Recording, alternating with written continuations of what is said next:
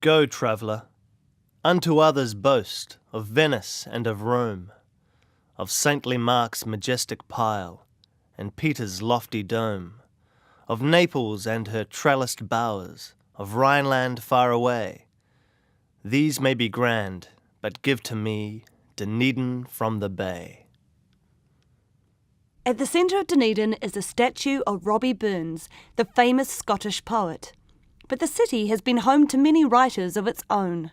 Some, such as Hone Tūwhare, a Māori poet from Northland, and Janet Frame, a novelist originally from Oamaru, were drawn to Dunedin by the Robert Burns Literary Fellowship at Otago University. Other outstanding bards were born here. Charles Brash was a poet and established Landfall, New Zealand's most famous literary journal. James K. Baxter was the son of a famous conscientious objector, Archibald Baxter, and penned some of New Zealand's most lyrical poems. Baxter, with his long beard and hair and interest in communal living, became a leader of the counterculture in the late 1960s. However, it is Thomas Bracken whose words are most familiar to New Zealanders, although many wouldn't recognise his name. Bracken was the author of the country's national anthem, God Defend New Zealand. The Irish-born Bracken came to Dunedin in 1869 and worked as a journalist.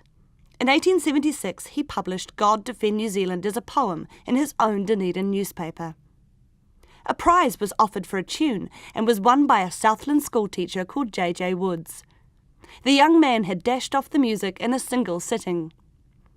The first public performance occurred at Dunedin's Queen's Theatre on Christmas Day, 1876.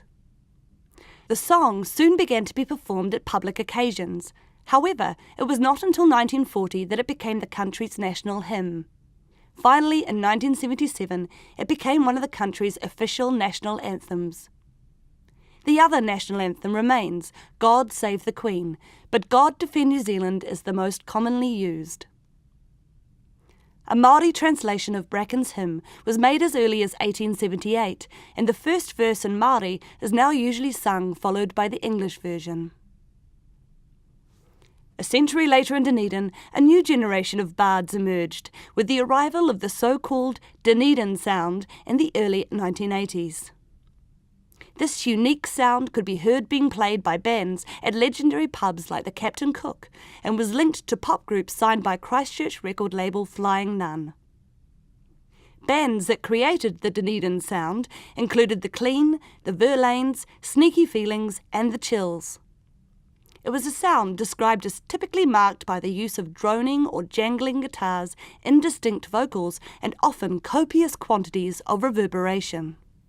What came to be known as the Dunedin sound was an amalgam of jangly garage pop invested with a spooky otherworldly touch, as if being on the other side of the world meant the music was played upside down. Flying Nun Records, who first recorded the Dunedin bands, was started by Roger Shepherd in 1981. Flying Nun's first big hit was with the Clean single Tally Ho. The record label was started at the time when MTV was taking off. It was recognised that Flying Nun bands who found it hard to get their songs played on commercial radio would benefit from making music videos. In the early days, this usually meant bands throwing together an amateur offering with their mates in the hope it would get on New Zealand's weekly TV music show, Radio with Pictures. Of the Dunedin sound bands, the Chills, fronted by a local minister's son, Martin Phillips, were perhaps the most internationally successful. The Clean and others also signed US record deals. In 1987, the Chills played at Glastonbury in front of 60,000 people. Around the time they produced hit singles including I Love My Leather Jacket, Heavenly Pop Hit, and the post-punk ballad Pink Frost. Oh, never till this breast grows cold can I forget that hour, as standing on the vessel's deck, I watched the golden shower of yellow beams that darted from the sinking king of day, and bathed in a mellow flood, Dunedin from the bay.